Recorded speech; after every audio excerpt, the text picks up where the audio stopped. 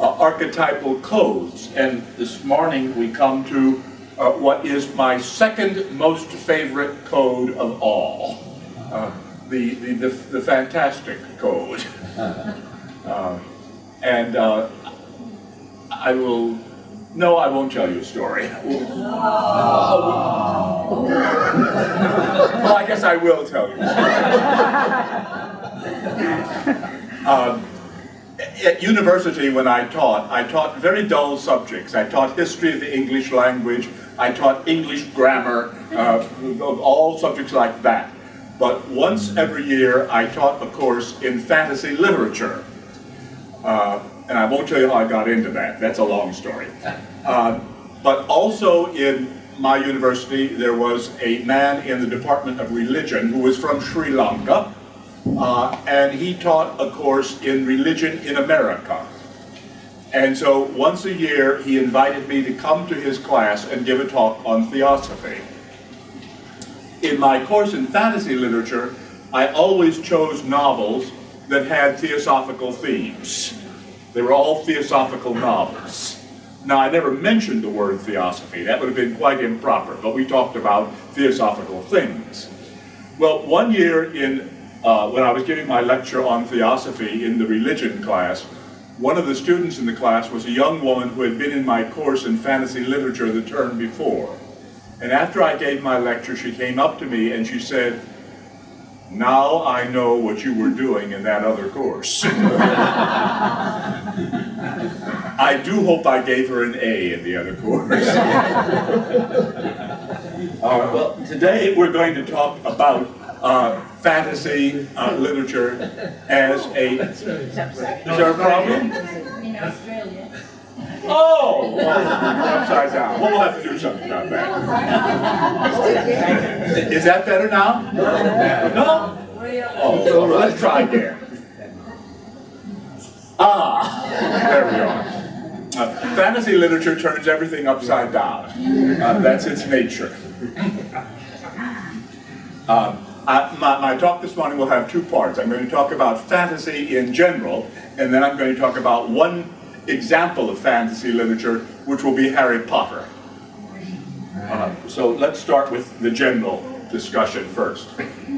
The human constitution has, as you have heard repeatedly here, from Colin, but from others as well, 7 constituents, 7 principles. And we can recognize one of them as having 2 parts, namely manas, the mind, which links both to buddhi, the intuition, and it links to kama, desire, and physical perception, and finally the brain.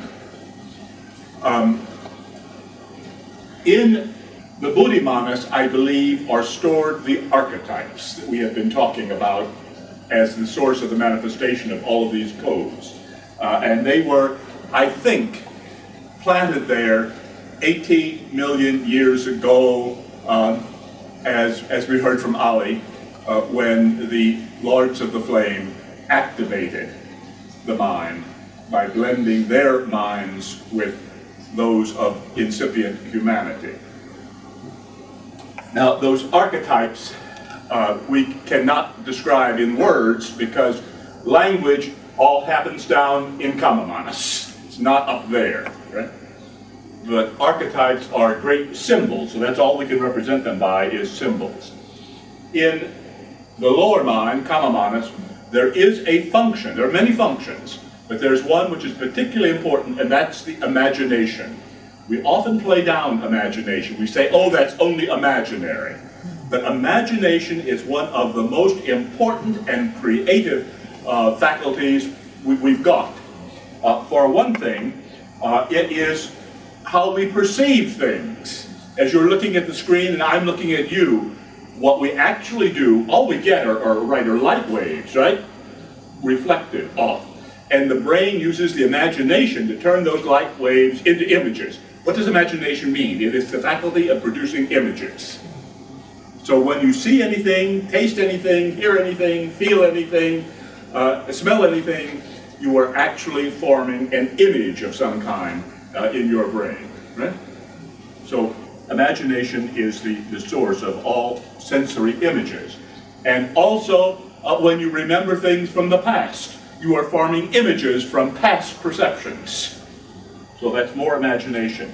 And we can also anticipate the future. We can project, make images of what may come. So is not the imagination terribly important? It allows us perception of the present, memory of the past, anticipation of the future, but it also has another function. It lets us conceive of the possible, of that which we are not experiencing at the moment, which we do not remember because we have never experienced in the past, and which in fact we do not necessarily expect ever to perceive in the future. We can make up images which are things of novel things. And that is enormously important, that aspect of it. Why? What are we in this world for? What are you and I in this world for? We are here to be trained. Trained to become what? Ali has told us about this. We are being trained to become Diane Chohans, right? Creators, right? We are going to create worlds eventually. Several of us have a good friend in California who used to say that when she got to be Diane Chohan, the worlds she made were going to be perfect because she wasn't going to have any people in them. All right, but Diane Chohans are creators. We are in training to become Diane Chohans, and the faculty of the imagination, particularly that aspect of it which is fantasy, the creation of new things, novel things, is an important faculty to prepare us for our distant future. Now, fantasy literature is one term for what is also called fairy tales, and it's also called myths. Myths, fairy tales, and fantasy literature are all basically the same thing. There are slight differences in how they are used, but essentially they are the same. For myths, we have things like the stories of Isis and Osiris, of the Ramayana from Hindu literature, Eros and Psyche, the Odyssey, Beowulf, just all of these great myths, right? And you can supply many others as well. For fairy tales, we have things like Cinderella, Sleeping Beauty, and Jack and the Beanstalk, and on we can go, right? Lots of fairy tales that you will be familiar with. And for fantasy literature, we have things like Alice in Wonderland, and these are things I used to teach in my fantasy course, all right? Alice in Wonderland, Zanoni, which was, or The Coming Race, which are two books by Edward Bulwer-Lytton, who was one of Madame Blavatsky's favorite writers. The Wonderful Wizard of Oz, an American fairy story. The Lord of the Rings, Out of the Silent Planet by C.S. Lewis, who also is known to you, maybe known to you as the author of the Narnia stories. The Earthsea trilogy by Ursula Le Guin, a great set of ones. And of course, the Harry Potter Septet, a collection of 7 books, only 6 of which have been published. Now, what are the general characteristics of fantasy literature? Well, I want to point out 2 of them. One is that it is a story with a plot. Now, that makes it fantasy literature different from all of the other archetypal codes we have talked about so far. Many of them have stories in them. But fantasy literature is a story. It doesn't have a story. It is the story. The other characteristic is that fantasy literature expresses archetypes, and that makes it different from literature which is not fantasy. So those are the 2 characteristics of it. Now, what are some specific archetypal themes in fantasy literature? Well, we can see a number of these. The main character, the protagonist, is often an orphan. Think about that. Think about fairy tales. Are the central characters often orphans in fairy tales? Cinderella, for example. Why is that? Well, does anyone remember what the Master K.H. called humanity? No. Poor orphan humanity. we are all orphans because we have lost our spiritual parentage. Right? So the central character of all fairy stories, all fantasy, is us. Another one is that protagonist is on a quest, is hunting for something. Right? Cinderella is hunting for a way to go to the ball, for example. Frodo in Lord of the Rings is hunting for a way to destroy the Ring of Power, and so forth. The protagonist is changed by the quest. Have any of you ever read the prequel, the first book that comes before the Lord of the Rings, which is called The Hobbit? Several of you have. Well, the hero of that goes on a quest to find something, and when he gets back, Gandalf the wizard says to him, "You are no longer the hobbit that you were." He's been changed by the quest. The protagonist has companions of various kinds, and that turns up especially in The Wizard of Oz, for those of you who know that story. Dorothy is the protagonist in that, and who are her companions? The Tin Woodman, the Scarecrow, and the Cowardly Lion, right? All right, who are also all aspects of Dorothy. The companions are always aspects of us. The protagonist often has a pet, which is a helpful or a mischievous animal. And Dorothy does, doesn't she? Her pet is the little dog Toto, which constantly gets her into trouble. Right? The protagonist is especially marked or chosen in some way. And this we will see is especially true of Harry Potter. Those of you who know the Harry Potter story, how is Harry Potter marked? He has a lightning-shaped scar on his forehead, which is very important because the author of those stories has told us that the last word of the last novel in the series is going to be Scar. Another characteristic is that the protagonist is unprepossessing, just an ordinary person, but has unsuspected powers. That is certainly true of Harry Potter. Another characteristic is that the protagonist has a guide or an instructor. Those of you who know the Lord of the Rings will know who is the guide or instructor. Gandalf the wizard, the White Wizard.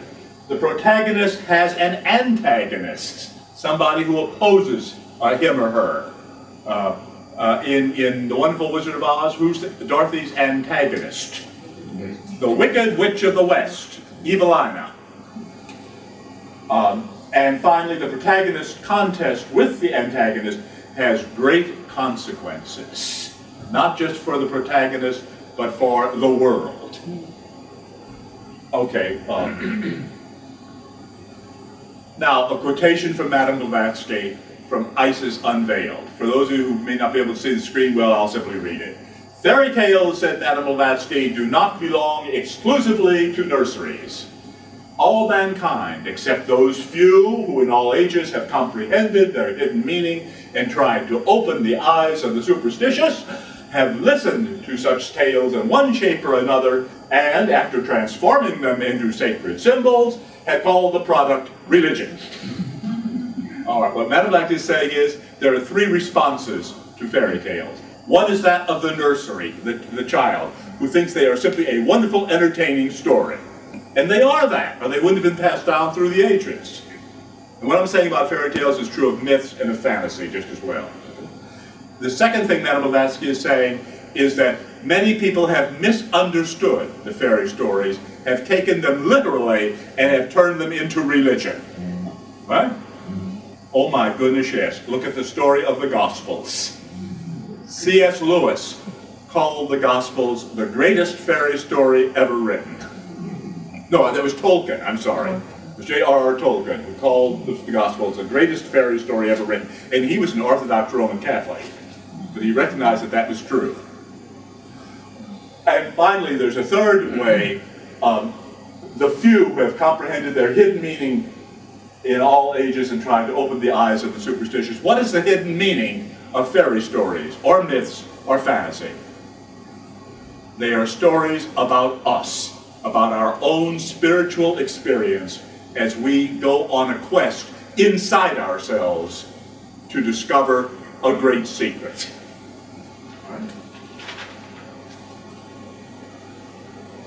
And then another quotation from J.R.R. Priestley, the English playwright, from a play called I Have Been Here Before. Well, you can guess that's about reincarnation, the play is. And Priestley said, we each live a fairy story created by ourselves. And that's what Blavatsky was saying, in effect. All right, that's all I'm going to say in general about fantasy literature, or fairy stories, or myths. Now let's look at a particular example, namely Harry Potter. Incidentally, the form in which that story is now most widely known is a mistake. The book was originally published under the title Harry Potter and the Philosopher's Stone, which is the proper title and the title I always use for it, and the English editions have got that title, bless them. Why was it called the Philosopher's Stone? We talked about this in alchemy. Who are the philosophers? The alchemists of ancient times. And the Philosopher's Stone was the alchemist's stone. Well, when the American edition was brought out, the American publishers were afraid that Harry Potter and the Philosopher's Stone would stop sales of the book. Because everybody knows that philosophers are very dull people, very boring. Nobody's interested in philosophy in America. And so they changed it to Harry Potter and the Sorcerer's Stone, which they thought was a lot nicer for sales. It was a great, and they also went through and changed the book in many ways, taking out all the British expressions and putting in American ones. It was a great mistake. They learned that in the later volumes, because in the later volumes they don't do that anymore. That for an American reader, all the British terms are simply part of the magic of the book. British readers will simply take them as being ordinary terms, but for Americans they are magic terms. So it's all right. But that's why it says Sorcerer's Stone up there. All right, now, here, if you can't read it, I'll read it for you. This is a quotation from At the Feet of the Master. In all the world, there are only two kinds of people. Those who know and those who do not know, and this knowledge is the thing which matters. Does that sound familiar to those who know At the Feet of the Master? That is a theme of Harry Potter. There are two kinds of people in Harry Potter. There are those who know, who are wizards. What does wizard mean, literally? A wise one. And we take as the great example of a wizard, the head of the school where Harry Potter goes, who is Albus Dumbledore, who's the headmaster of the school. Names are very important in Harry Potter. We don't have time to go into all of it, but Albus means what? White, right? And Dumbledore is interesting because that's an old word for a bumblebee. And what do bumblebees do? They make wax and honey. Wax gives light, and honey gives sweetness. So it's sweet light. All right, now, who were the other kind of people other than wizards in Harry Potter's world? Well, they are muggles. Muggles are non-wizards. And an example of a muggle is Vernon Dursley, who is Harry Potter's stepfather. And muggles are people like Vernon Dursley. Now, the central character in Harry Potter is, of course, Harry Potter himself. And his full name is Harry James Potter. James was his father's name. And you don't see the scar in this picture. He wears his bangs down to cover it because people are always looking at his scar. So he wants to keep it hidden. Is he an ordinary little boy? No. Does he look like an ordinary little boy? Yeah, rather sweet little boy, but perfectly ordinary, but he's not. He has special abilities, because when he was an infant, his mother and father were killed by a wicked wizard, whom we'll get to in just a moment. But his mother did a remarkable thing. She with her body, with her soul, she shielded her infant child. The child was only a little less than 1 year old. She shielded him from the attack of the wicked wizard, and she died in the process. So she gave all her love to this infant, and she not only enveloped him in her love, she embedded that love in every cell of his body, in every ounce of his being. And so that love of his mother is the thing which protects Harry Potter in all ways and gives him great power. All right, then another character is Harry's friend, Ron Weasley, who comes from an old wizarding family. Actually, they are rather poor wizards. I mean, they're not poor, not in the sense of bad, not incompetent. Poor in the sense of not having much money. They're impoverished wizards. But a good, solid wizard family. And poor Ron is always getting into trouble. There he's holding his wand, which he has broken. He's rather clumsy. And his other friend is Hermione Granger. Now, she comes from a Muggle family. Although there are wizards and Muggles in the world, there are sometimes crossovers. Occasionally, a child will be born to a wizard family who has no wizard powers. And occasionally, a child will be born to a Muggle family who has great wizard potential. So there can be crossovers between these. And Hermione is one who was born to a Muggle family, but who has great wizard potential. She's a whiz of a wizard. Now, let's look at Harry's name for a moment, because I said names are very important. Harry's first name is Harry, which of course is a pet form of the name Henry, and another pet form of the name Henry is Hal, right? Who in English literature is named Hal or Henry or Harry? There's a very famous character in Shakespeare. Henry V. Henry V, precisely. Prince Hal, who becomes Henry V. Shakespeare wrote 3 plays about him. King Henry IV, Part 1, King Henry IV, Part 2, although they're called Henry IV, they're actually about Prince Hal, and then Henry V.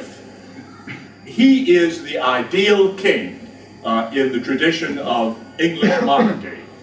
He begins life as a rather dissolute young man who hangs out in the taverns with a perfectly disrespectable fellow named Falstaff, and engages in all kinds of hijinks, but when push comes to shove, he steps forward, he becomes grown up, he becomes the best king of England. Now that is a kind of fairy tale theme itself, isn't it? The young rapscallion who grows up to be a great person. Now what about Potter? Incidentally, people who have studied these books point out that the author of the Harry Potter books actually had a childhood friend named Harry Potter, and that's where she got the name. However, that does not stop symbolic interpretations, right? Why did she choose the name of that friend? I'm trying to suggest that. Potter. All right, well, there is, I forgot. Hal is like this was a commentary of a literary critic. Hal is like mankind in the morality plays. He is redeemed from ignorance. All right, now let's go back to Potter. This is a quotation from the book of the prophet Isaiah. But now, O Lord, thou art our Father, we are the clay, and thou our potter, and we are all the work of thy hand. And that reference is used in a hymn, which is used in the Church of England. All right? Who is the potter? God is the potter, and God is the Father. and Harry is the son of a potter, right? So Harry is the son of the divine. I am arguing that Harry Potter, the character in this story, is actually a bodhisattva in training. Bodhisattvas are not all perfect. What does it take to be a bodhisattva? That you take the bodhisattva vow. And what is the bodhisattva vow? That you will devote yourself to the welfare of all beings. Right? Traditionally, I will not enter nirvana until all beings can enter nirvana with me. But basically, it is to devote oneself to the welfare of all creatures. Right? Harry Potter is a bodhisattva in training. He is constantly motivated by a concern for the welfare of others. Now, sometimes he makes wrong judgments. He mistakes what is best to do, and he gets into big trouble from it. But what is his motive always? Always what is good for others. What did the master K.H. say that was the only thing they require of those who would follow them? Master K.H. wrote to A.P. Synod, there is only one thing we ask of all who would follow us. It is try. Very comforting. We are not asked to succeed. We are only asked to try. And Harry tries.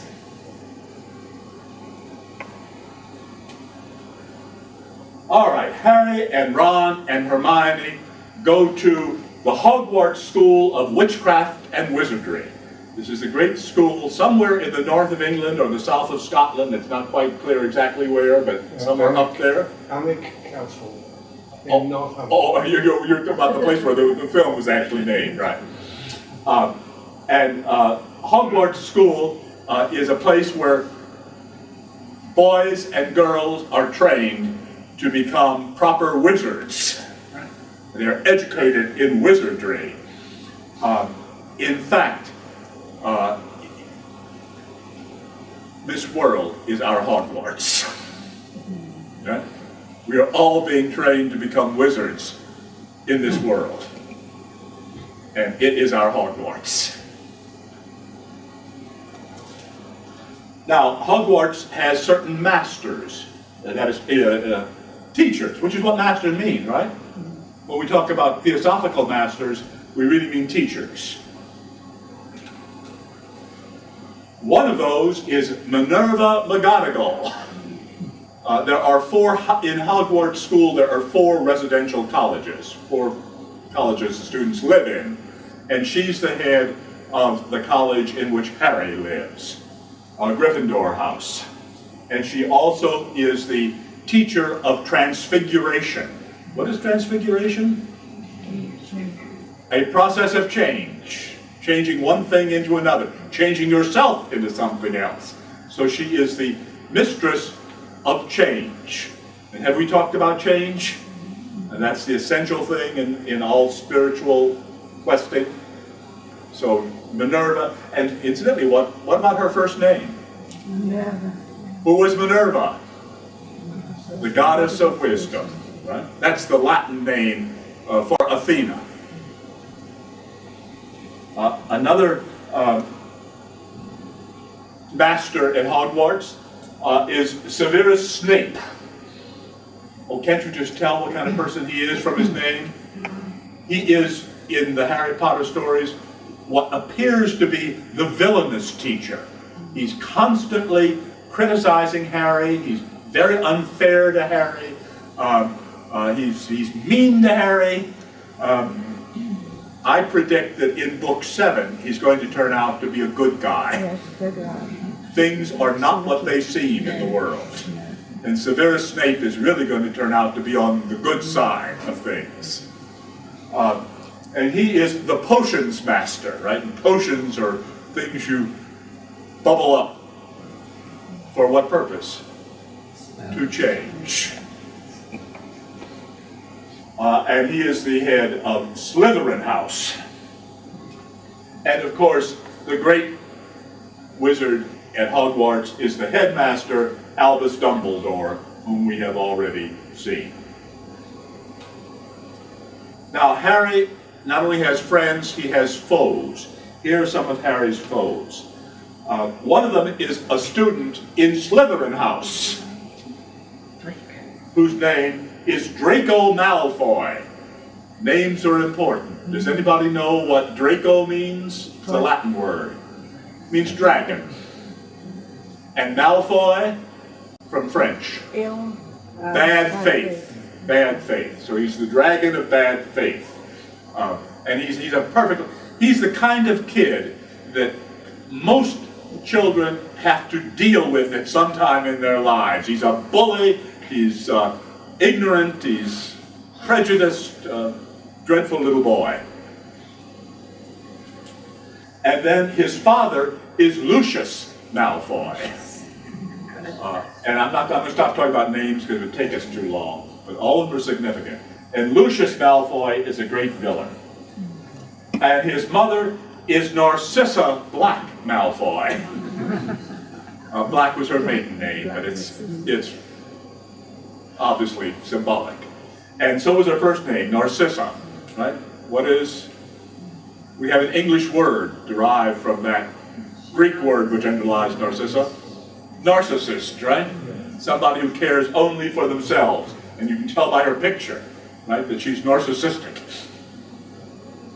And then she has a sister who is Bellatrix Black Lestrange, and she is the real female villain in the story.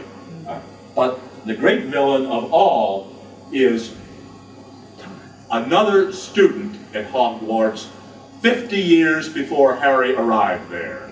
And his name was Tom Marvolo Riddle.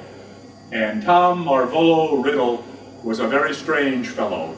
His mother was a witch, a member of the wizarding community. His father was a muggle, but a very influential and powerful muggle, whose name was Tom Riddle. And so his mother named her child after her husband. The middle name, Marvolo, comes from her father, who was a wizard, but a very wicked wizard. So Tom Marvolo Riddle was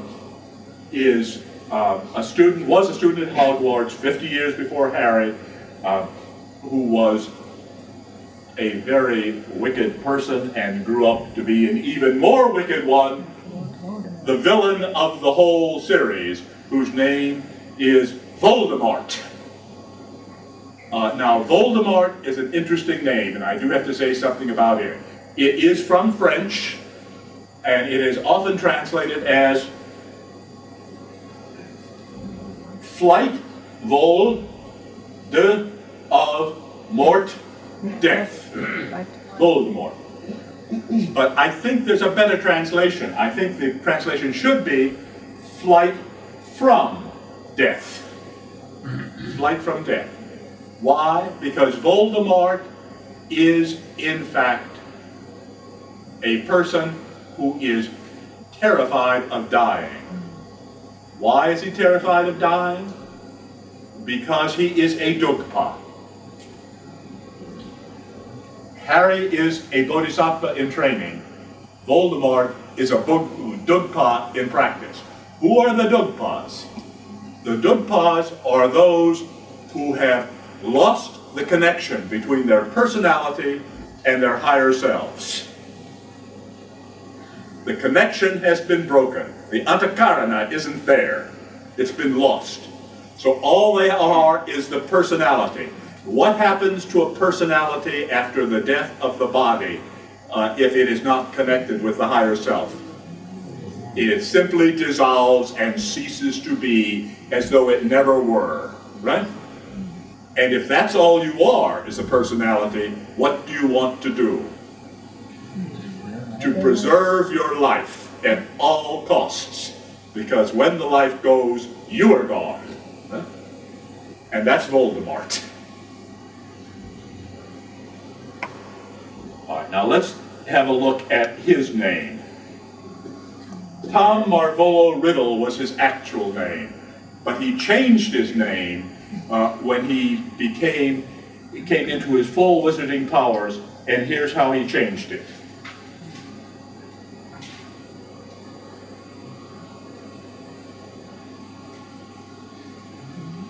he rearranged the letters of Tom Marvolo Riddle into I am Lord Voldemort. And even that rearrangement tells you that he's a Dogpa. What does it say? I am. I am what? I am the monad? I am the divine spark? No, I am this personality, Lord Voldemort. The Lord who flies from death.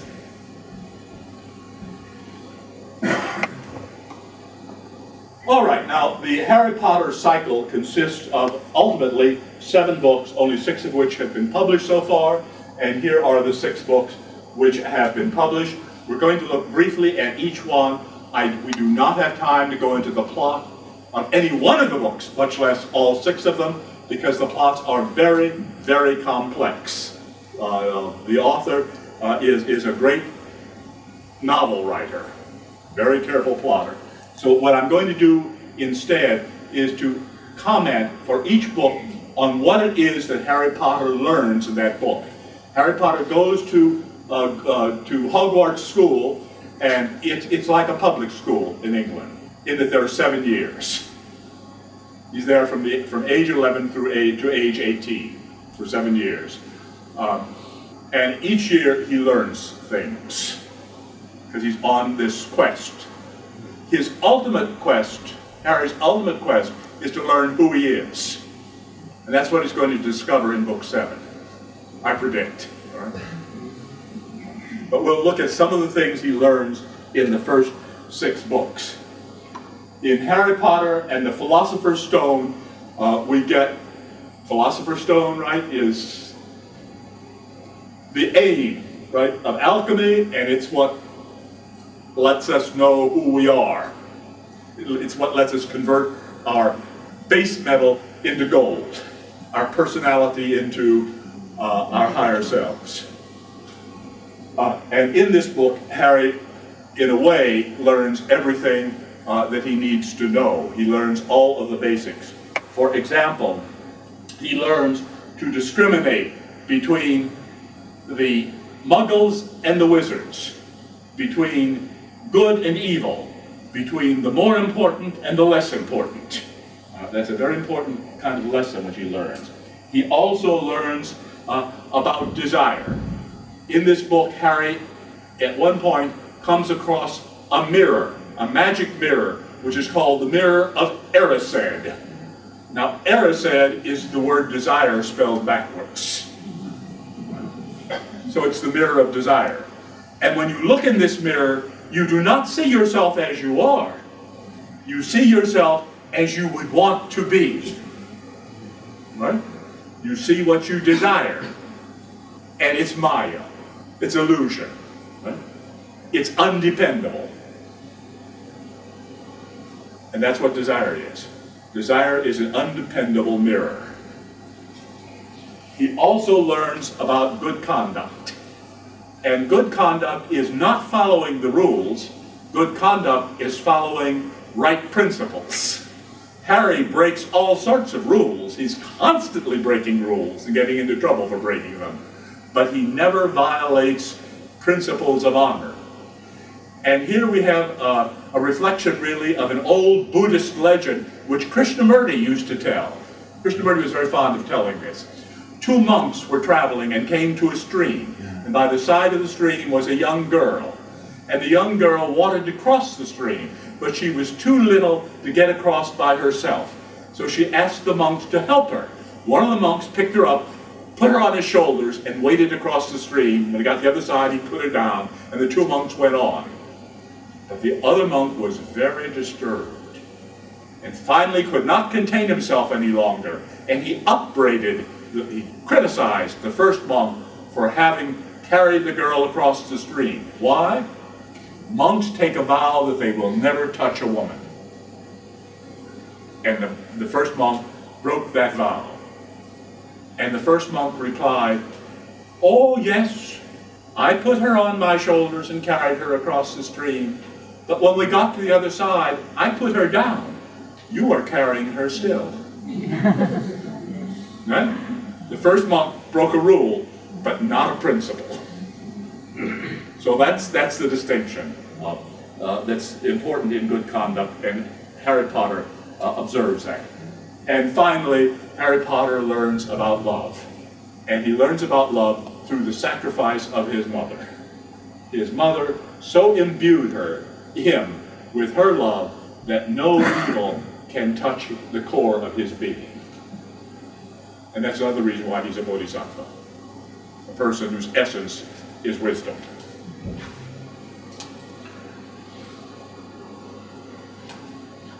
All right, the second book is Harry Potter and the Chamber of Secrets. And in this book, there is a dreadful monster that comes out of the dungeons at the bottom of the Hogwarts school and terrifies the students and everyone. And Harry has to confront this monster and kill it. The monster is a basilisk. The basilisk is a mythical monster whose look, if you look at him in his eyes directly, you die immediately. Or if you look at him only indirectly, you get turned to stone. Now Harry manages to deal with the basilisk, not on his own. He needs help. He needs a helpful animal, right? Remember the helpful animal? And in Harry's case, the helpful animal is actually the pet of Albus Dumbledore. And that pet is a phoenix. And the phoenix is a bird that lives a long, long time, but eventually dies, and when it dies, it bursts into flames, and when the flames subside, there's a little pile of ashes, and out of the ashes emerges a new baby phoenix. So the basilisk is a symbol of death, right? And the phoenix is a symbol of life and renewal and resurrection. So that's what this story is about. Oh dear, what happened there? Yeah, the phoenix overcomes the basilisk. It comes to help Harry, and it helps Harry to deal with the basilisk. And the moral of that is that life overcomes death. That's the central theme of this second book.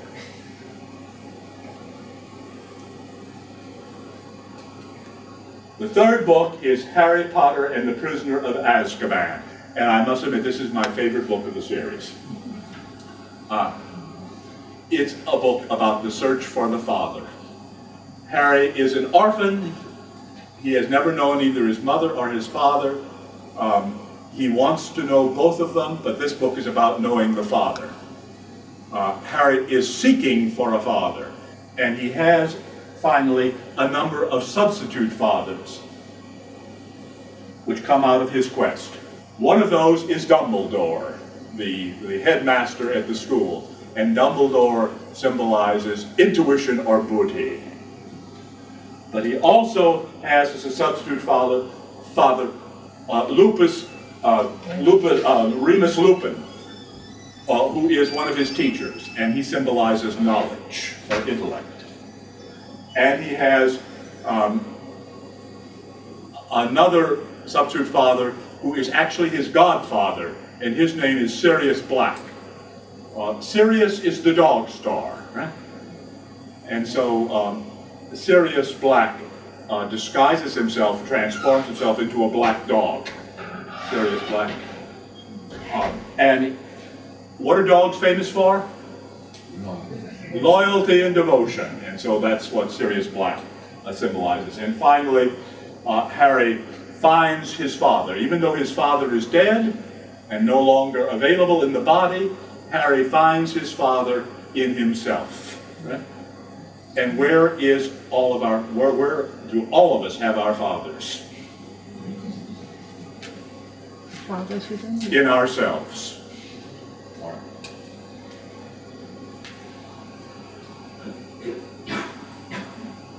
The fourth book is Harry Potter and the Goblet of Fire, and now I must move on more quickly.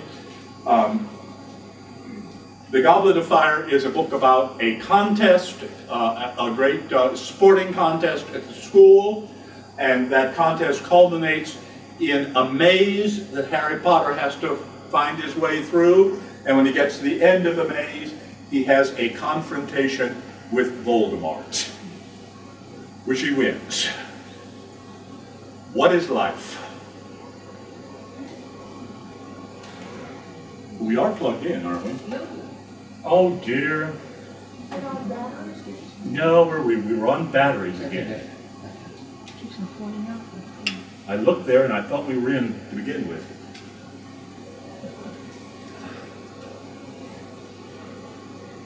Oh dear. Well, let me go on then and just tell without the pictures. What is life? A contest, right? A contest between us and ignorance. What is life? It's a maze, isn't it? Through which we have to find our way. And finally, it is a confrontation with the shadow. And who is the shadow? What is the shadow? Or the dweller on the threshold. Madame Blavatsky talks about the dweller on the threshold, and it is that part of our own past which we are trying to live down. So that's what that book is about. Then, this may be a blessing and it'll enable us to move on more quickly. The fifth book is Harry Potter and the, okay. And we're back. And the Order of the Phoenix. And this is Harry Potter's period of dark night, the dark night of the soul for Harry Potter. He's in the mid-teen years. What are the middle teen years like? Can you remember? Yes. Nobody understands me. Everybody treats me wrong. And that's what Harry Potter is thinking of this. This is very realistic. It's the dark night of the soul, but it ends with the dawn of a new day.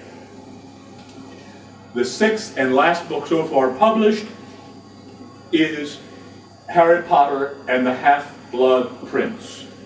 And this is the book in which Severus Snape, that master that is so hard on Harry, in which he seems to be a real villain because he kills Dumbledore. But I predict that that's going to be all right. I think so too. Whoops, didn't mean to do that. Let's go back.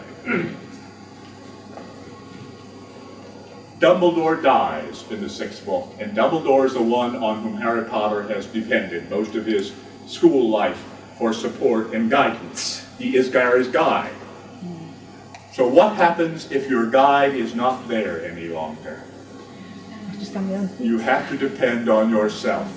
And that's what Harry needs to do. And in the seventh book, I predict, Harry is going to make it on his own.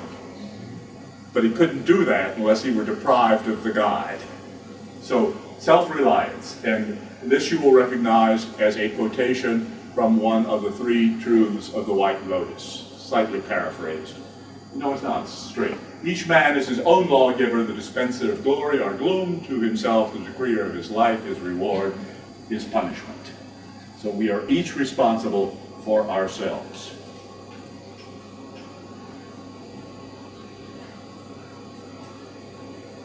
All right, summary of the fantasy themes. Not just in Harry Potter, but more generally.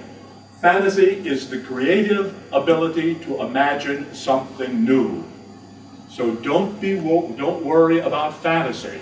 It's an important human ability. It's a good ability.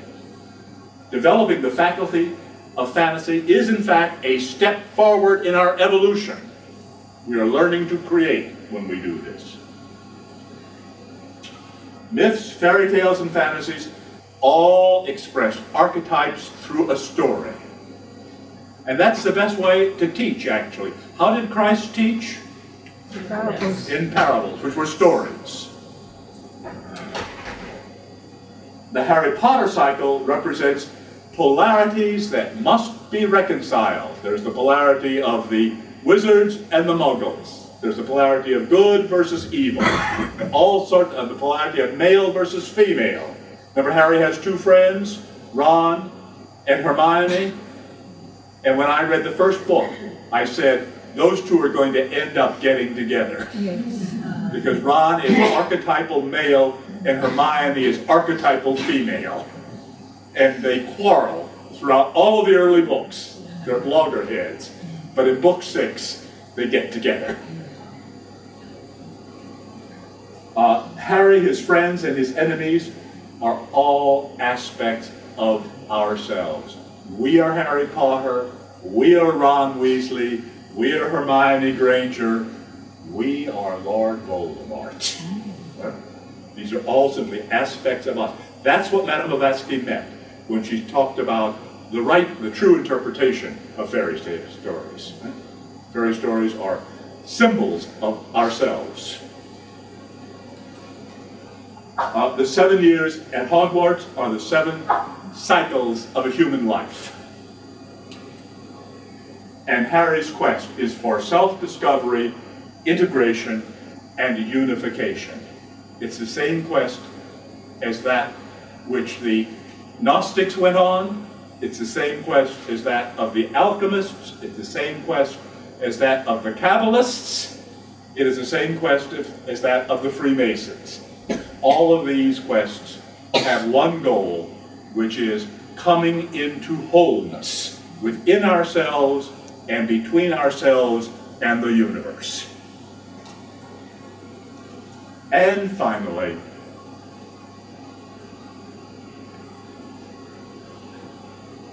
a paraphrase from the 3 truths of the White Lotus, the first truth.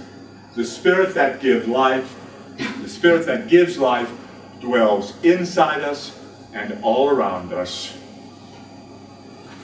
is not seen or heard or smelled, but is perceived by the one who desires perception.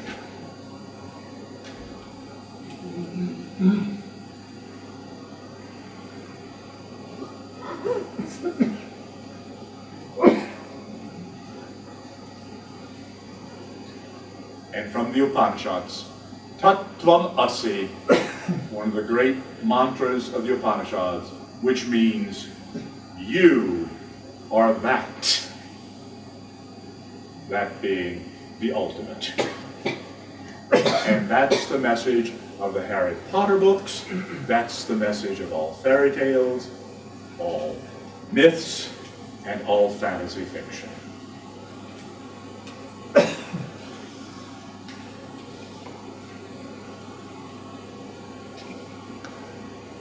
That's that. Any questions or comments? What's the author? Is she aware that she's writing an archetypal story, or is it unconscious? Good question. And in her case, I think the answer is a little of both. Generally speaking, authors of fantasy stories do not sit down and say, now I'm going to write a fantasy story which is going to be an allegory of the human inner quest. No, that's not. If any writer does that, the product is not worth reading. Right? The product has to come out naturally from one's own inmost being. And that's unconsciously. It's just there and it comes out. And that's not just true of fantasy stories. Anyone who has ever done much writing knows that you often don't know what you're going to produce when you start. You sit at a keyboard and you begin to type, and it comes out. Right? It comes out of the inside somehow. So in that sense, it's unconscious. But on the other hand, we know that the author of these stories was well educated. She studied classical literature. She knew mythology very well.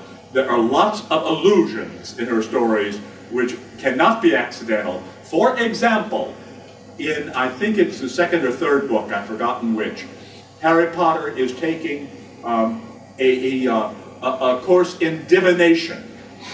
Divination is the prediction of the future. And the textbook for this course in divination is Unfogging the Future. That's the title of it. And the author of this textbook is Cassandra Blavatsky. Now, Blavatsky is obviously simply a little twist on Blavatsky.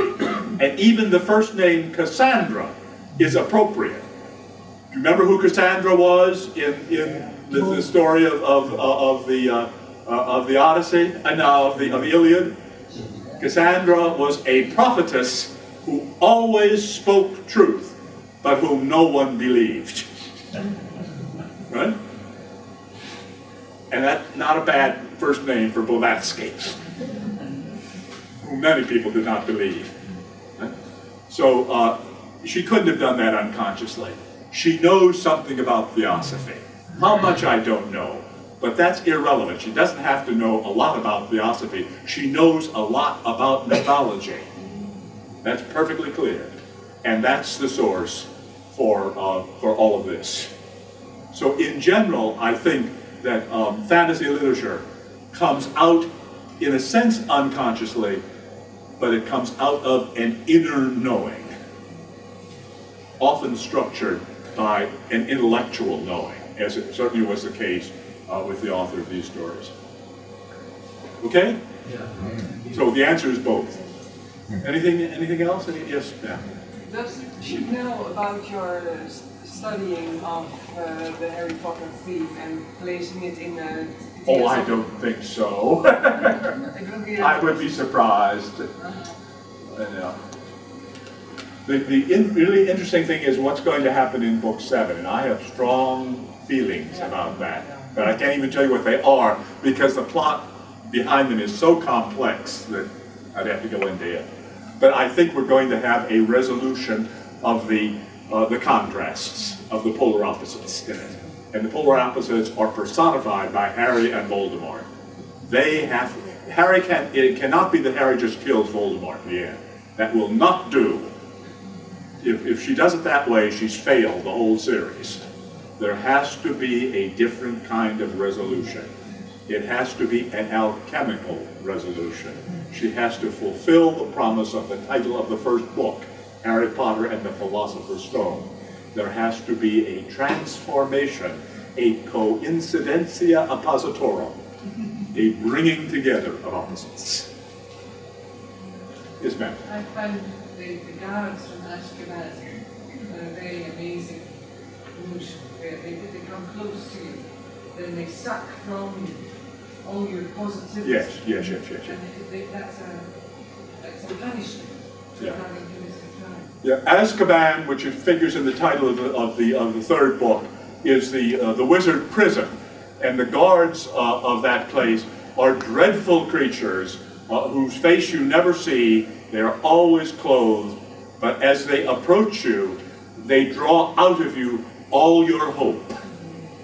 They are personifications of despair or depression, and they draw out of you all your hope. Well, they're frightening things in the story, but they're frightening things in life. Anything else? What do you think about the films, the movies? Actually, I rather like the movies. I think that books are always better than movies for two reasons. One, the movies have to condense. They can't be as long as the book. Some of these books get continually longer. The first book was relatively short. The last books are huge. Can't get them all into a movie, so they have to leave a lot out. But in addition, movies present you with a picture which you watch passively. When you read a book, what do? It's your imagination. The imagination creates interior pictures. And your interior pictures are always better than the pictures that are put on the screen. So I like books better than movies. But I think the movies were quite faithful to the spirit of the books, for the most part. That's not, well, that's a digression, I would say. It's not the Anything else? Well, I thank you all very much for indulging me in this.